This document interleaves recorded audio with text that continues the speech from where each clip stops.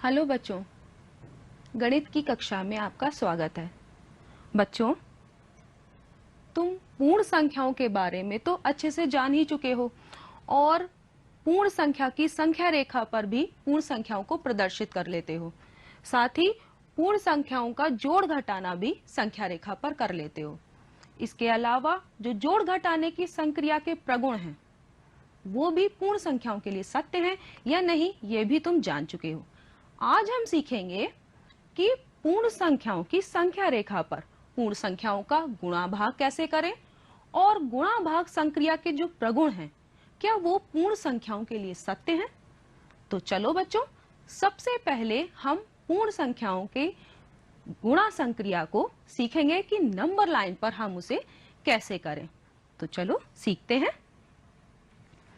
ये देखो बच्चों, तुमने देखा ही है कि ये हमारी पूर्ण संख्याओं की संख्या रेखा है और संख्या रेखा पर हम संख्याओं को प्रदर्शित करना सीख चुके हैं, जोड़ घटाना सीख चुके हैं। अब हम गुणा सीखेंगे।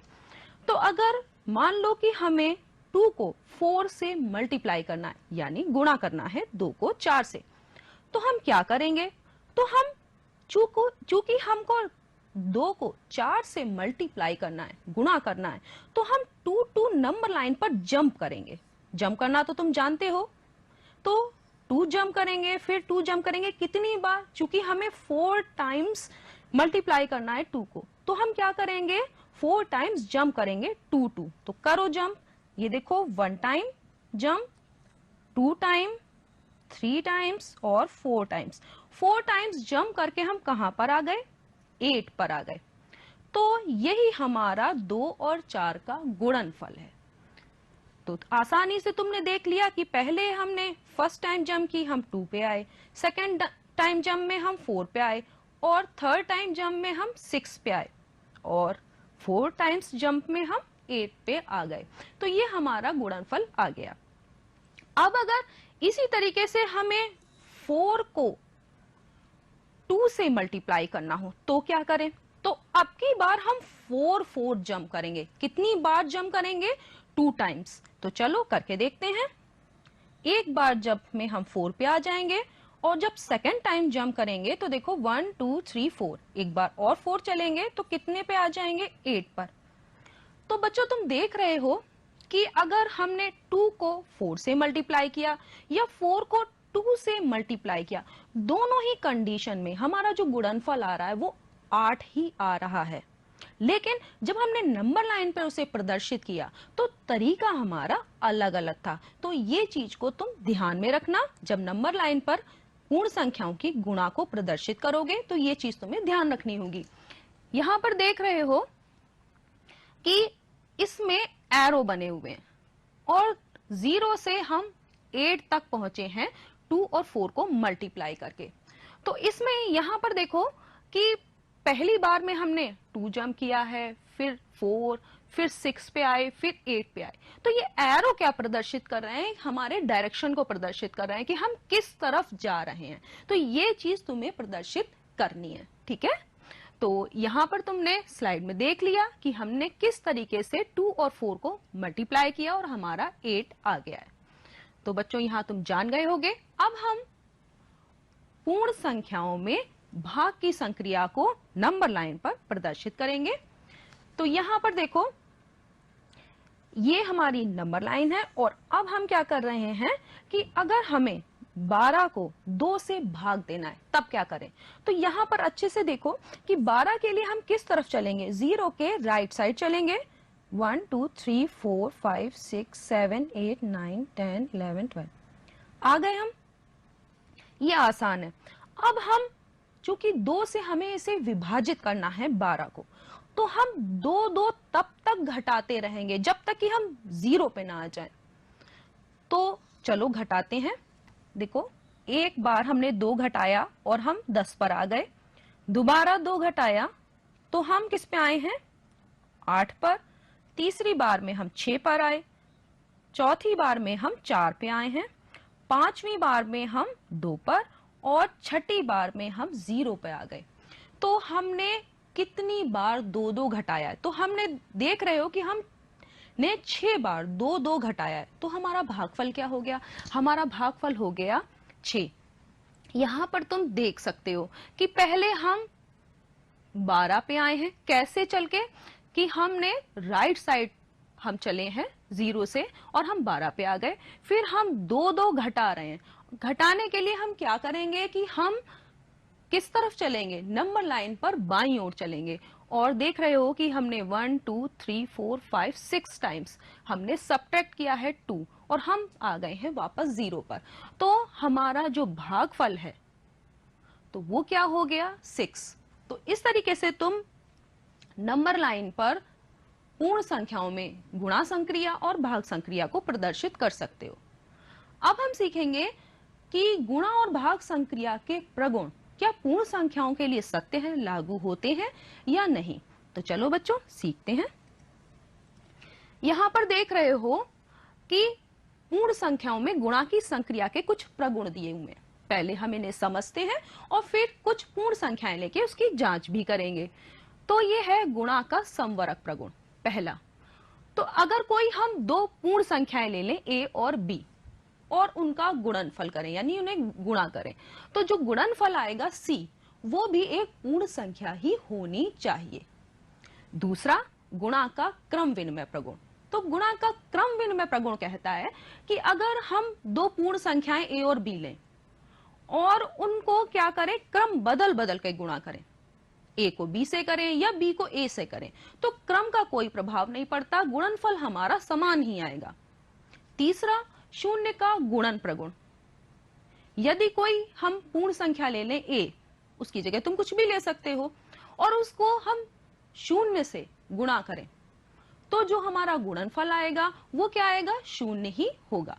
और गुणन का तत्समक अवयव ये क्या कहता है कि अगर हम कोई भी a पूर्ण संख्या लें और उसको 1 से गुणा करें तो गुणनफल वही संख्या आती है। तो उसमें 1 को क्या कहते हैं?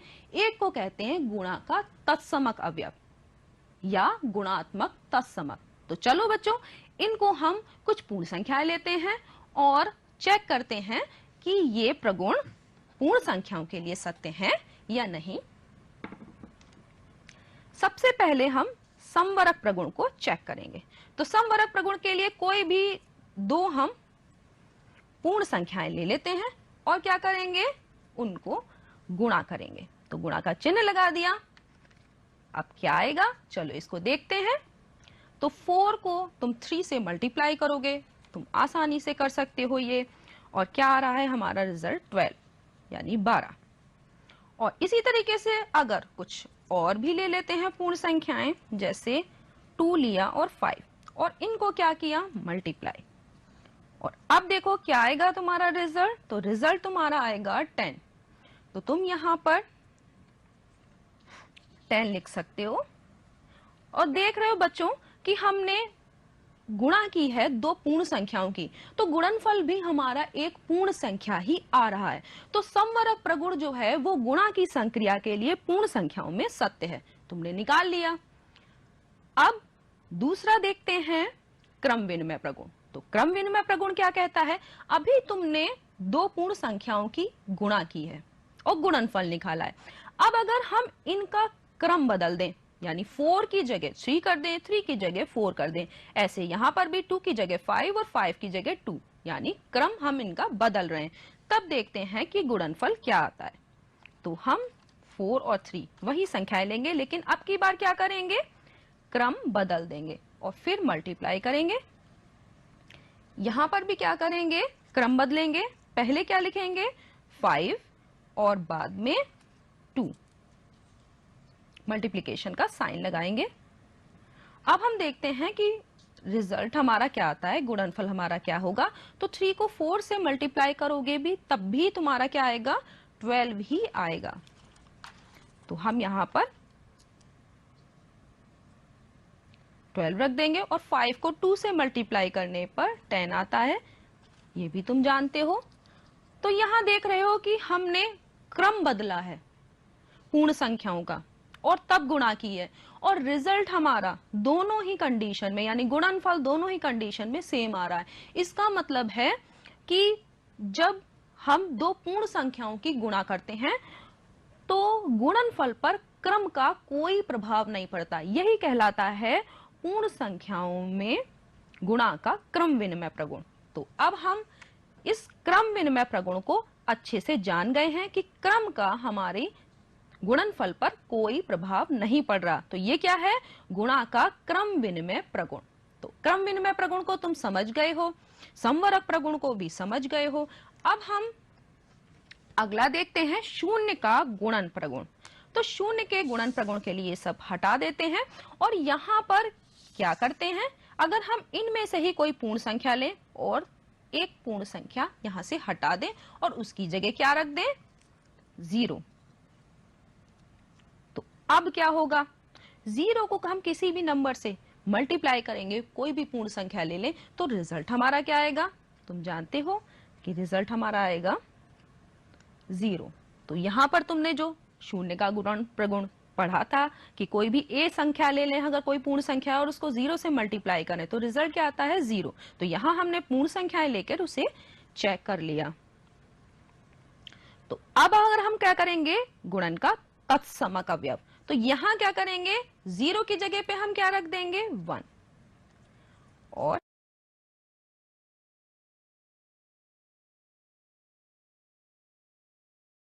0 हटा देते हैं। 1 को 3 से मल्टीप्लाई करोगे तो क्या आएगा? जानते ही हो 3 ही आएगा। 1 को 5 से मल्टीप्लाई करोगे तो क्या आएगा? 5 आएगा। तो यहां देख रहे हो कि 1 को हम किसी भी पूर्ण संख्या से जब गुणा कर रहे हैं तो गुणनफल वही पूर्ण संख्या ही प्राप्त हो रही है। इसका मतलब है कि एक को हम क्या कहते हैं? गुणा का तत्समक अवयव या फिर गुणात्मक तत्समक। ठीक है, तो तुमने ये सभी प्रगुण देख लिए कि पूर्ण संख्याओं में गुणा के ये सभी प्रगुण सत्य हैं। अब हम आगे चलते हैं। यहां देखते हैं कि पूर्ण संख्याओं में गुणा संक्रिया के आगे प्रगुण कौन कौन से हैं? गुणा का सहचर प्रगुण। तो सहचर प्रगुण हमारा कहता है कि 3 अगर हम कोई पूर्ण संख्या ले लें और उनको गुणा करें, जिसे ग्रुप बनाकर यहां पर गुणा हुई है, तो हम पहले चाहे 2 पूर्ण संख्याओं का ग्रुप बनाकर उन्हें गुणा करें, फिर उसके बाद तीसरी से गुणा करें, या फिर बाद की 2 पूर्ण संख्याओं का ग्रुप बना के गुणा कर लें और जो गुणनफल आए पहली में उससे गुणा कर दें। तो कैसे भी हम करें, हमारा जो गुणनफल है तीनों पूर्ण संख्याओं का वो समान ही आएगा। यह है गुणन का सहचर प्रगुण। गुणन संक्रिया का योग पर वितरण प्रगुण। तो ये कहता है कि अगर हम 3 कोई पूर्ण संख्याएं ले रहे हैं ए, बी और सी, और गुणन संक्रिया को योग पर वितरित करें तो इस दोनों तरफ ही जो हमारा वितरण है वो समान होगा। हम इसको अभी 3 पूर्ण संख्याएं लेके चेक करेंगे और गुणन संक्रिया का घटाने पर वितरण प्रगुण भी सत्य है। तो चलो इसे चेक करके देखते हैं। यहां से ये हटा देते हैं और अब हम पहले सहचर प्रगुण को देखेंगे। तो इसके लिए हमें क्या करना है? कोई भी 3 पूर्ण संख्याएं लेनी है। तो हमने कोई भी, तुम अपने मन से कोई सी भी 3 पूर्ण संख्याएं लेके इसे जांच सकते हो। यहां पर क्या करोगे? मल्टीप्लिकेशन का साइन लगाओगे और क्या करोगे? ग्रुप बनाओगे। तो ग्रुप बनाने के लिए ब्रैकेट्स लगाएंगे। पहले हम पहली 2 पूर्ण संख्याओं का ग्रुप बनाएंगे और अब इसको सॉल्व करेंगे और दूसरी तरफ भी इन्हीं 3 पूर्ण संख्याओं को लेंगे और गुणा करेंगे। ग्रुप किस किस का बनेगा? दूसरी और तीसरी पूर्ण संख्या का। तो दूसरी और तीसरी पूर्ण संख्या का हम ग्रुप बना लेते हैं। इसे भी सॉल्व करेंगे और तब देखेंगे कि रिजल्ट हमारा क्या आता है। तो चलो इसको सॉल्व करो। तो यहां पर देख रहे हो कि 5 और 4 को मल्टीप्लाई करोगे तो तुम्हारा कितना आएगा? 20, जो तुम जानते ही हो। यहां कर दिया। उसके बाद क्या करोगे? मल्टीप्लिकेशन का साइन लगाओगे और 2 रख दोगे। नेक्स्ट स्टेप में क्या करोगे? 20 और 2 को मल्टीप्लाई करोगे, जानते ही हो कि 40 आएगा। तो हम यहाँ पे क्या करेंगे? हम यहाँ रख देंगे 40। ये हमारा हो गया एक तरफ का रिजल्ट। अब इस तरफ भी हम जब सॉल्व करेंगे तो 5 और मल्टीप्लिकेशन का साइन एज इट इज रखेंगे। पहले हम इस ग्रुप को सॉल्व करेंगे, तो हम यहाँ पर रखेंगे 5 और मल्टीप्लिकेशन का साइन। 4 और 2 को मल्टीप्लाई करेंगे तो कितना आएगा, ये तो तुम जानते हो, 8। और जो नेक्स्ट स्टेप है उसमें क्या करेंगे, 8 और 5 को मल्टीप्लाई करेंगे तो हमारा क्या आ जाएगा, 40। तो देख रहे हो कि दोनों ही तरफ हमने ग्रुप बदल बदल के गुणा किए, लेकिन हमारा जो उत्तर है, जो रिजल्ट है, वो सेम आ रहा है। तो गुणा का सहचर प्रगुण पूर्ण संख्याओं के लिए सत्य है। अब गुणन संक्रिया का योग पर वितरण प्रगुण को हम चेक करेंगे। इसको हटा देते हैं,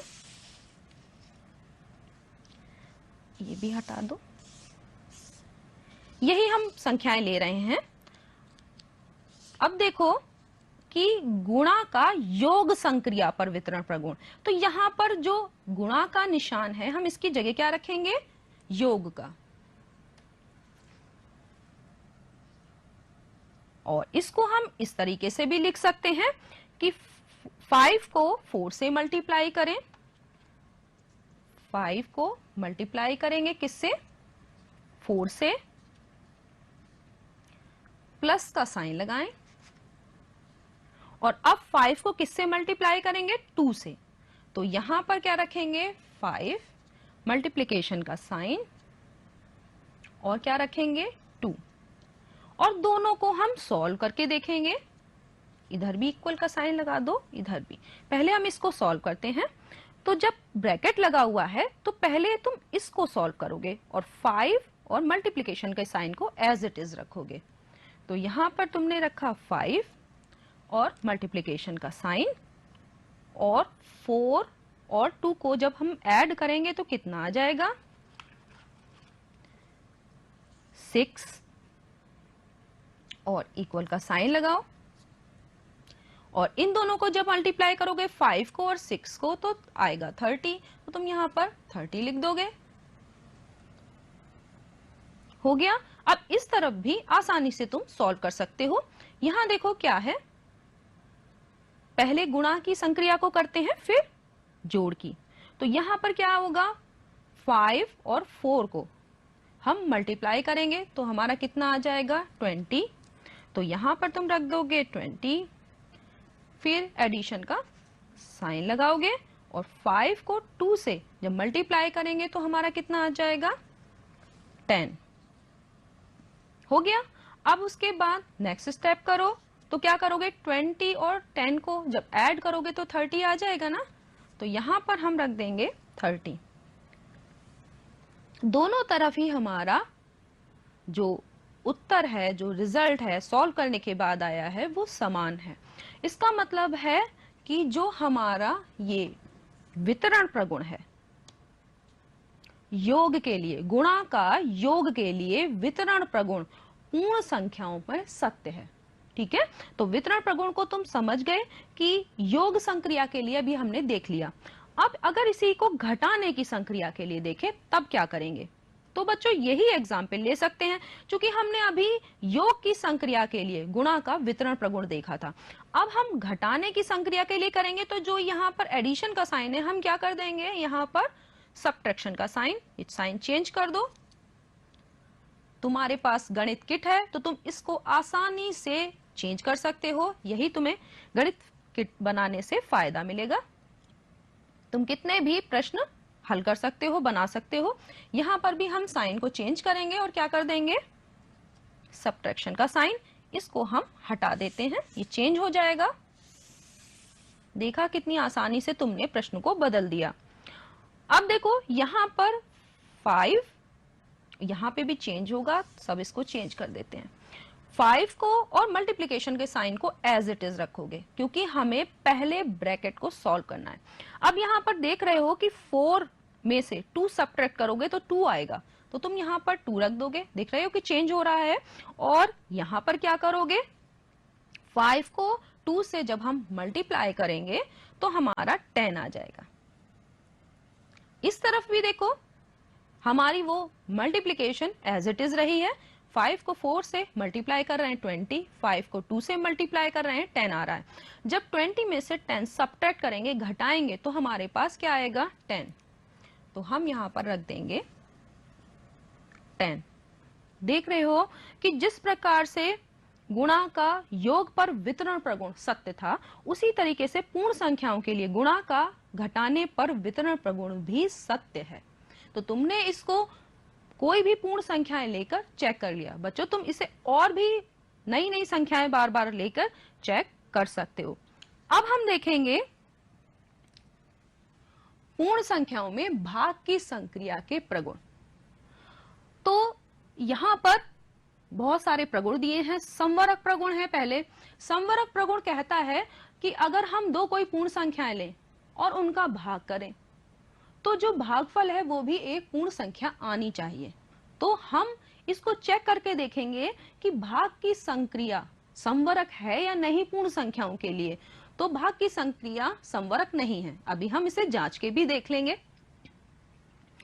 शून्य से पूर्ण संख्याओं में भाग का परीक्षण और पूर्ण संख्याओं में 1 से भाग का परीक्षण। शून्य में किसी शून्येतर पूर्ण संख्या, शून्येतर का मतलब समझते हो? शून्येतर का मतलब जो 0 ना हो, शून्य ना हो, ठीक है, उससे अगर हम भाग देंगे शून्य में, तो उससे भाग का परीक्षण करेंगे पूर्ण संख्याओं के लिए कि रिजल्ट हमारा क्या आता है। और किसी शून्येतर पूर्ण संख्या में उसी शून्येतर पूर्ण संख्या से भाग का परीक्षण, यानी हम कोई भी पूर्ण संख्या लें और उसी पूर्ण संख्या से उसमें भाग दें, तब देखेंगे कि हमारा उत्तर क्या आता है। तो चलो बच्चों इसको हम करके देखते हैं। तो संवरक प्रगुण को भाग के लिए चेक करेंगे, इसको हटा देते हैं। अब हम कोई भी जो तुम्हारे मन में हो दो पूर्ण संख्याएं ले सकते हो। जैसे मैंने ये दो ले ली और इनके बीच में किसका निशान लगाओगे? भाग का। अब देख रहे हो कि 2 से 3 विभाजित नहीं है, ठीक है। तो 2 से 3 अगर विभाजित नहीं है तो हम इसको बस इस तरह से लिख सकते हैं कि ये देखिए 3 और बटे का निशान लगाओगे 3/2।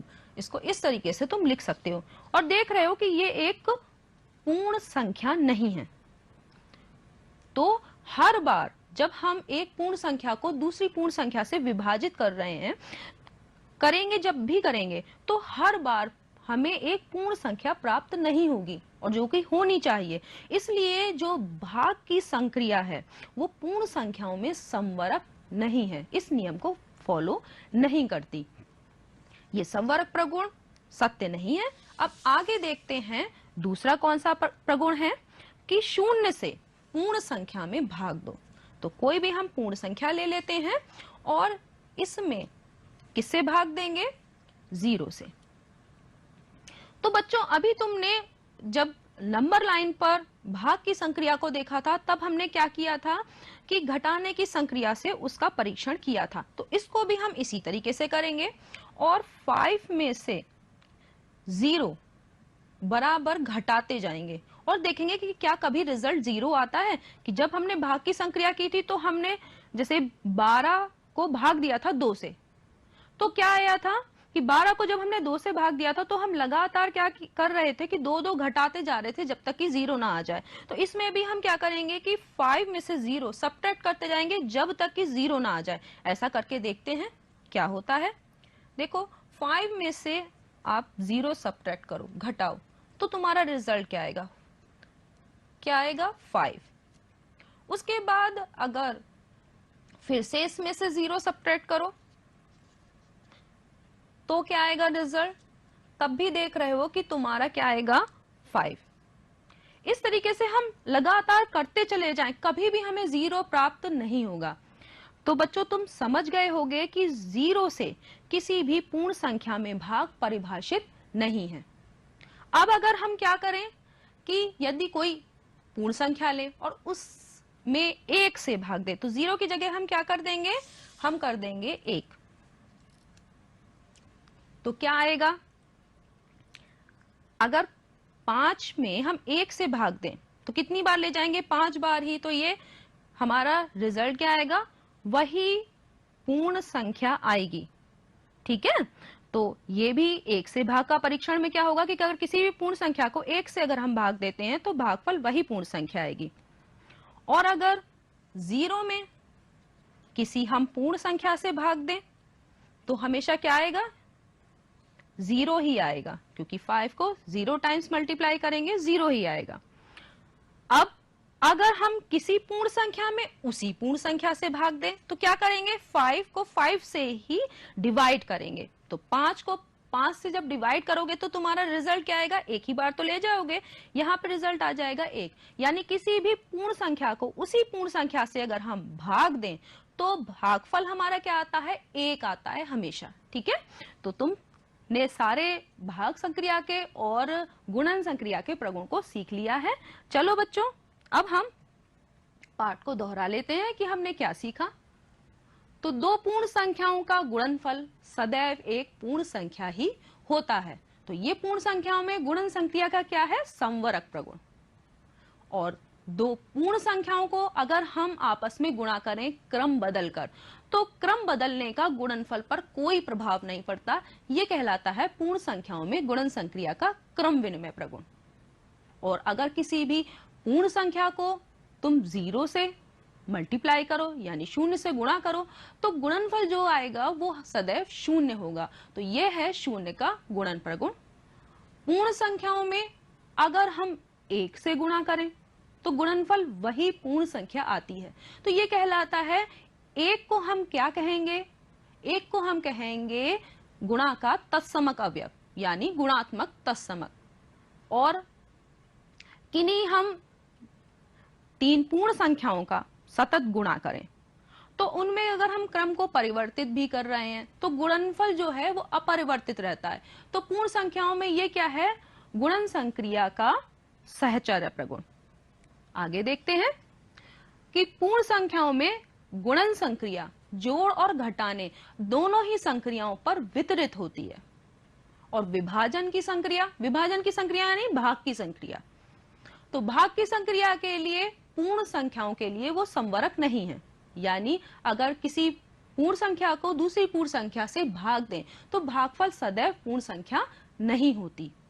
किसी पूर्ण संख्या में 0 से अगर हम भाग दे रहे हैं तो परिभाषित नहीं है, वो अभी तुमने देखा था। किसी पूर्ण संख्या में अगर हम 1 से भाग दे रहे हैं तो भागफल क्या आएगा, सदैव वही संख्या हमें प्राप्त होगी। 0 को अगर हम किसी शून्येतर यानी जो 0 ना हो ऐसी पूर्ण संख्या से भाग दें तो क्या आएगा, भागफल सदैव हमें 0 ही मिलेगा। और किसी शून्येतर पूर्ण संख्या को उसी शून्येतर पूर्ण संख्या से अगर हम भाग देंगे तो भागफल हमारा क्या आएगा, 1 आएगा। तो बच्चों तुम समझ गए हो कि हम किस तरीके से प्रगुणों को यूज कर सकते हैं। अब अपने ज्ञान को परखने के लिए कुछ प्रश्न तुम हल कर सकते हो। जैसे गुणन संक्रिया के प्रगुणों के आधार पर रिक्त स्थान की हमें पूर्ति करनी हो, प्रगुण का नाम बताना है। तो इसमें देख रहे हो कि एक पूर्ण संख्या को हमने 0 से क्या किया है, गुणा किया है। तो क्या आएगा, ये कौन सा प्रगुण है, जान गए होगे। इसमें क्या है कि जो दो पूर्ण संख्याओं का हमने गुणा किया है तो गुणा में क्रम बदला है। तो समझ में आ रहा होगा कौन सा प्रगुण है और यहाँ पर कौन सी संख्या आनी चाहिए। तीसरे में क्या किया है कि एक पूर्ण संख्या को 1 से, कोई भी पूर्ण संख्या ली उसको 1 से अगर हम गुणा करें तो गुणनफल क्या आएगा, ये भी जान गए होगे, तो लिख सकते हो। दूसरा प्रश्न है, क्या कोई ऐसी पूर्ण संख्या संभव है जिसको स्वयं से अगर हम विभाजित करें तो वही संख्या प्राप्त हो। सोचना, कोई 3 पूर्ण संख्याएं ले लेना और सहचर प्रगुण को गुणा की संक्रिया के लिए चेक करके देखना। चौथा है, 0 को किसी शून्येतर पूर्ण संख्या से अगर हम भाग दें तो भागफल हमें क्या प्राप्त होगा। तो बच्चों तुम प्रगुणों को सीख गए होगे, गुणा भाग की संक्रिया को भी सीख गए होगे। आज के लिए इतना ही। अगले कक्षा में हम और गतिविधियां करेंगे और गणित